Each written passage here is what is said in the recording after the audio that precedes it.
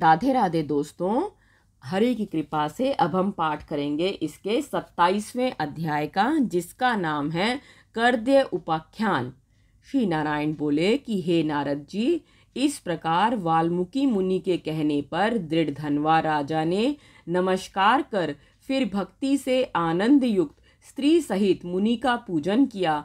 पूजा को मुनि अंगीकार करके आशीर्वाद देते हुए बोले कि तेरा कल्याण हो, मैं पाप नाशनी सरयू को जाता हूँ। इस प्रकार सायकाल हो गया। वाल्मीकि मुनि कह के तत्काल चले गए। राजा सीमा तक वाल्मीकि को पहुंचाकर घर गया। तब अपनी सुंदरी स्त्री गुण सुंदरी से बोला, राग द्वेष आदि 6 शत्रुओं वाले गंधर्व नगर के समान इस अपार संसार में मनुष्यों को क्या सुख है। कृमि, विष्ठा, भस्म, संझा वाला और वात पित्त कफ से युक्त मल मूत्र रक्त से व्याप्त इस देह में क्या प्रयोजन है। हे वरारोहे, चल, शरीर से अचल को इकट्ठा कर पुरुषोत्तम का स्मरण करके वन को जाता हूँ।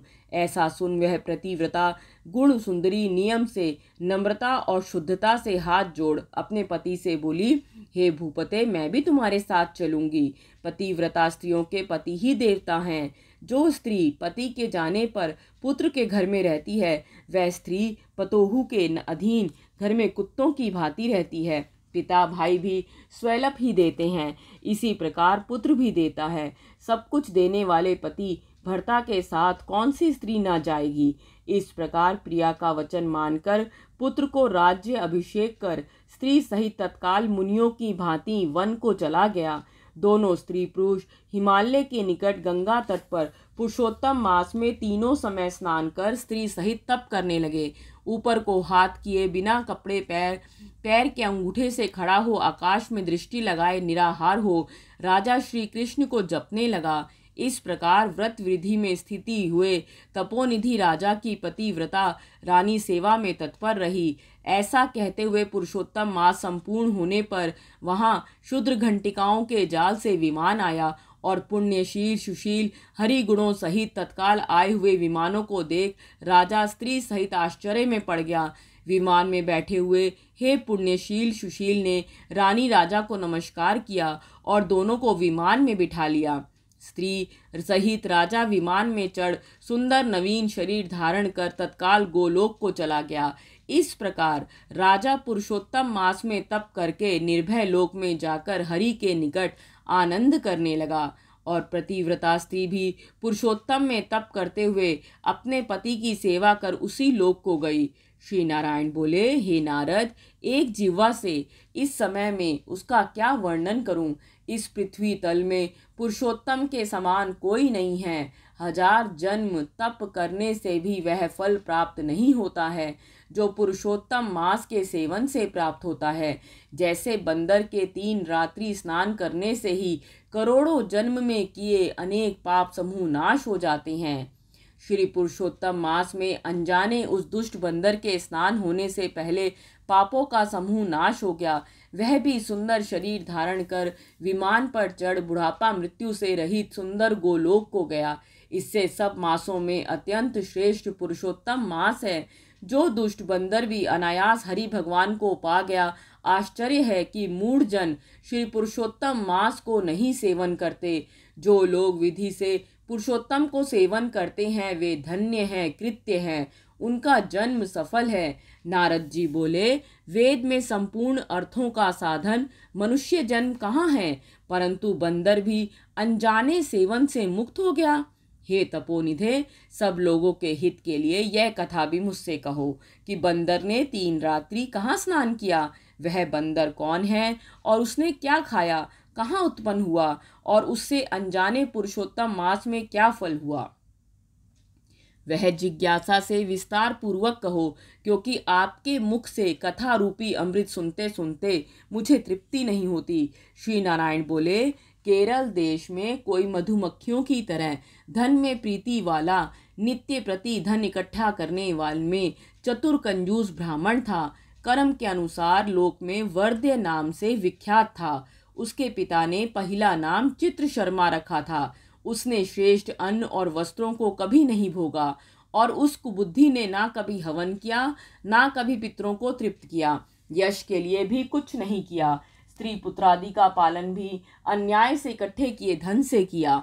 ना कभी माघ में तिल दान दिया, ना कभी कार्तिक में दीप दान, और ब्राह्मण भोजन नहीं कराया। वैशाख में अन्नदान और व्यतिपात में स्वर्ण दान, वैधृत में चांदी दान भी ना दिया। सूर्य संक्रमण काल में कभी जप किया ना हवन। वर्षा, वायु, धूप से दुखित दुबला काला शरीर, आंसुओं से तर ब्राह्मण सब जगह दीन वचन बोलता फिरता था। वह मूर्ख धन के लोभ में सदा पृथ्वी में विचरता हुआ बारंबार कहता था कि मुझे अकिंचन को कुछ दो। वह ब्राह्मण सायंकाल गोह धोते समय भी बैठता नहीं था। लोक धिक्कार से जला हुआ उद्विग्न मन वाला ब्राह्मण फिरता था। उसका मित्र वन में विचरने वाला एक माली था। ब्राह्मण उससे बारंबार रोता हुआ अपना दुख कहता था कि नगर में रहने वाले मनुष्य मेरा नित्य तिरस्कार करते हैं, इससे इस नगर में रहने में मैं समर्थ नहीं। कर दे ब्राह्मण की अत्यंत दीन वाणी सुन कृपालु माली ब्राह्मण को दीन जान दया करता हुआ बोला कि हे कर दे, तुम इस समय बाड़ी में रहो। सब नगर के लोगों से तिरस्कृत कर दे माली का वचन सुन बड़े आनंद से उस बाड़ी में रहने लगा। नित्य उसके निकट रहता और उसकी आज्ञा का पालन करता, जिससे वह माली का दृढ़ विश्वास पात्र हो गया। माली ने उस ब्राह्मण को अत्यंत विश्वास से अपनी वाटिका संभाल अपनी ओर से वाटिका पति बना दिया। माली सब प्रकार से बाड़ी की चिंता छोड़ राज मंदिर में नौकरी करने लगा। राजद्वार में कार्य अत्यंत होने से माली पराधीनता से बाग को नहीं जाता था। अत्यंत दुर्बल लोभी कर दे बेचने से बाकी फलों को निर्भय हो आनंद से खाता था। निर्भय उस बाड़ी में सब उत्पन्न द्रव्य को आप ही ग्रहण करता हुआ जब वन का माली पूछने लगा तो उसके आगे असत्य बोलता था। मैं नगर में फिरता फिरता भिक्षा मांग मांग के खाता। अपने वन की सेवा की, तभी इसके फलों को पक्षी महीने में आके खा जाते हैं। देखो फलों को खाते हुए पक्षी कितने मार दिए हैं। तीनों के मांस और पाक सब जगह पड़े हैं। तिन को देख के अत्यंत विश्वास हो जाता। इस प्रकार बुढ़ापा से गलित शरीर वाला दुर्बुद्धि करदे को रहते 87 वर्ष बीत गए। फिर वह मूढ़ बुद्धि वाला करदे मर गया। जलाने को काष्ठ अग्नि नहीं मिलती, बिना भोगे पाप नाश नहीं होते, ऐसा वेद के जानने वाले पंडित लोग कहते हैं।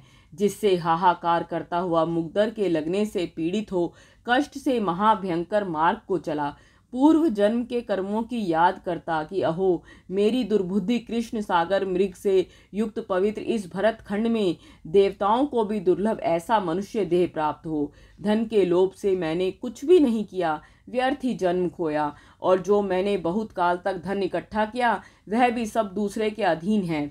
इस समय मैं पराधीन काल पाश से घिरा हुआ क्या करूं? मनुष्य जन्म प्राप्त होके तो कुछ भी नहीं किया, ना दान किया, ना अग्नि में हवन किया, और माघ मास में मकर के सूर्य में नहीं गंगा का सेवन किया। पुरुषोत्तम मास के अंत में 3 उपवास और कार्तिक मास में तारागण सहित प्रातः काल का स्नान ना किए। मैंने पुरुषार्थ का देने वाला मनुष्य शरीर भी नहीं पुष्ट किया। आश्चर्य है कि मेरा इकट्ठा किया धन पृथ्वी में गड़ा हुआ निरर्थक गया, और मैं दुष्ट बुद्धि वाले ने जीवन पर्यंत जीव को क्लेश किया। और कभी भी मैंने जठराग्नि को अन्न से तृप्त नहीं किया, कभी पर्व में भी श्रेष्ठ वस्त्र से शरीर ढका नहीं, न जाति वाले बांधव भांजा जमाई पुत्री पिता माता जैसे तैसे छोटे भाई पतिव्रता स्त्री भी ब्राह्मण भी कभी मैंने प्रसन्न ना किए। मिठाई से एक बार भी मैंने किसी को तृप्त ना किया। इस प्रकार विलाप करते हुए ब्राह्मण को यमराज के निकट ले गए। चित्रगुप्त तिस के शुभ अशुभ कर्मों को देख के अपने स्वामी धर्मराज से बोला कि यह कर दे ब्राह्मण अधर्मी हैं।